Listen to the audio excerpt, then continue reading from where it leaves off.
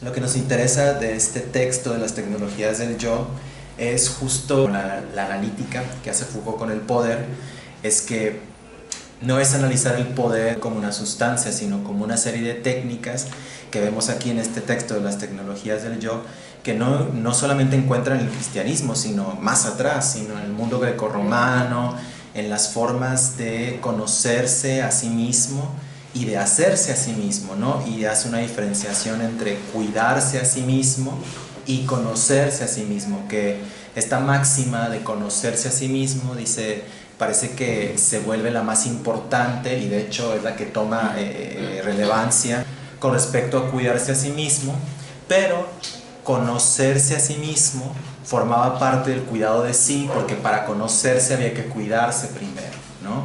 Había que cuidar su cuerpo y había que cuidar sus pensamientos, y en ese acto se conocía uno a uno mismo. Y aquí vemos que en este texto él distingue 4 tipos de tecnologías. Son las tecnologías de producción, las tecnologías del sistema de signos y las tecnologías de poder.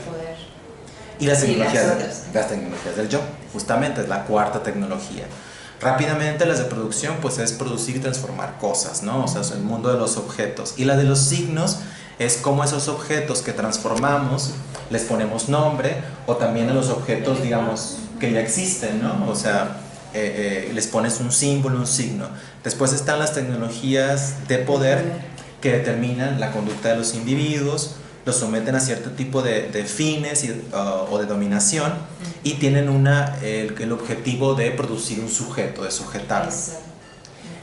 Y las tecnologías del yo, que son las que nos interesan en este caso, son unas operaciones sobre el cuerpo y el alma, esto es muy importante, que intentan moldear los pensamientos y la conducta para producirse uno mismo, una misma, un sujeto, ¿no? Aquí específicamente esta cultura de los hombres, ¿no? Porque era una competencia entre hombres libres, griegos, y bueno, también romanos, que utilizaban estas tecnologías para producirse un yo, una personalidad, una individualidad, ¿no? A través de técnicas. Sí. Lo que está diciendo aquí con las tecnologías del yo es que básicamente el yo, o sea, lo que le decimos yo ahora, porque tanto tú te dices yo como tú te dices yo me digo yo, ¿no? Y todo el mundo se dice yo. Ese yo tiene una historia, no es que cada quien, o sea, evidentemente cada quien construye su propia versión, pero el yo como una forma de autonombrarte, de conocerte, tiene una historia, y que Foucault encuentra a través de estas tecnologías para conocerte y producirte un alma, que aquí el alma no es como un espíritu que te habita, sino el alma son las actividades que haces y se te quedan como grabadas en el cuerpo, por decir algo, como una memoria. Por eso repite mucho por ahí que sí, en el mundo grecorromano era una cuestión de memoria, de recordar las reglas. No era juzgarte, sino para decir esto no lo logré hacer bien. Era una cuestión más instrumental, más como de un administrador que revisa su día y revisa lo que hizo, lo que no hizo, para ver cómo lo puede mejorar. Pero luego después en el cristianismo tenemos la culpa. O sea, yo tengo la culpa, esta culpa que me obliga a confesarme o que me hace confesarme, pero también, claro, la confesión pasa por diferentes etapas. Primero tenemos una etapa donde es una confesión pública, es decir, por ejemplo, lo vemos, creo que la vez pasada hablamos de las lloronas. Las lloronas forman parte de esa confesión pública. Y luego tenemos otro tipo de confesión que viene después, que es parecido a la primera en el sentido de la renuncia, ahora voy a eso, pero la segunda forma de confesión, ¿no? O la segunda tecnología de confesión que narra aquí Foucault, es una que se basa en la verbalización y que se evidencia mejor en la relación que tiene el abad con el monje, o sea, el maestro con el aprendiz, donde el aprendiz tiene que decirle todo al abad, porque si no le dice algo es como que le robó algo, es como un hurto. La relación maestro-discípulo es de obediencia total.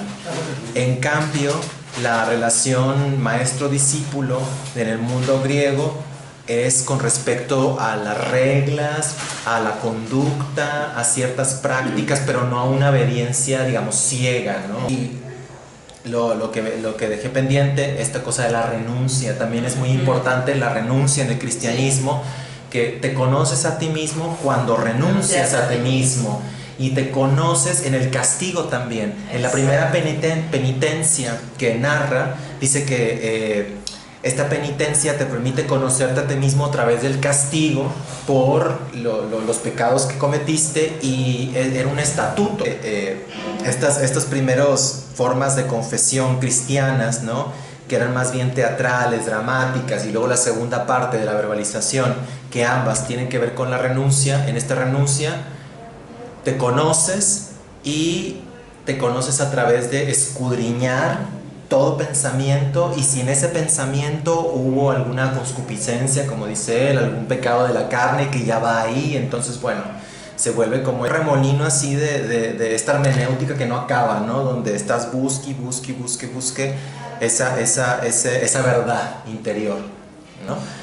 Esta cuestión del ascetismo como de limpieza, ¿no?, como de purificación, también significa eliminar ciertas cosas del cuerpo, ciertas prácticas, prescindir de ellas para formarse. Y me parece eso que va muy ad hoc con esta línea que después desarrolla Freud en su psicoanálisis, donde para llegar, en el caso de Freud, para llegar a la heterosexualidad normal, natural, ¿no?, a la etapa genital que se supone que todas debemos llegar a cierta edad, es necesario reprimir ciertos impulsos o ciertas pulsiones libidinales para poder encaminarlas a una cierta norma, en este caso la norma heterosexual. Esto que llamamos superego, que es la conciencia, pues es nuestro juez, pero también la conciencia se puede entender como una institución social que se transmite a través de la educación y a través de los diferentes espacios de encierro los que uno tiene que ir, como por ejemplo la escuela,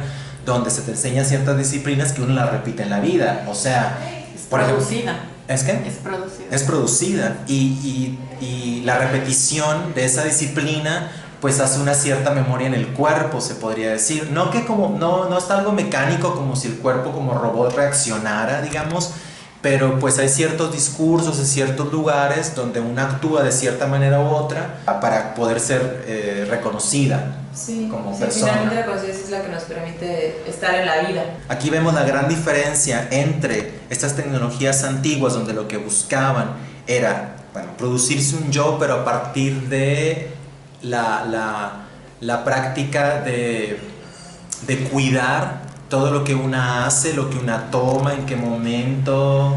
Pero aquí la cuestión es cómo estos cambios en la enseñanza, ¿no?, y esta relación maestro-alumno, de cierta manera podemos trazar un relato donde se va interiorizando, donde ahora esa relación la tenemos dentro, así como, no sé, tener el Estado adentro de ti, ¿no? O sea, ya lo tienes dentro.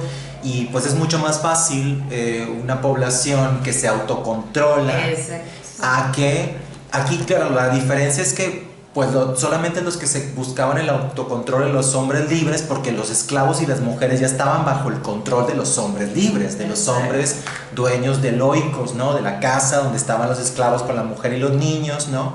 Entonces, entre ellos era esta competencia, ¿no?, para ver quién tenía mayor templanza, ¿no?, también para controlarse y por ende poder gobernarse y por ende gobernar a la ciudad. Y bien, aquí encontré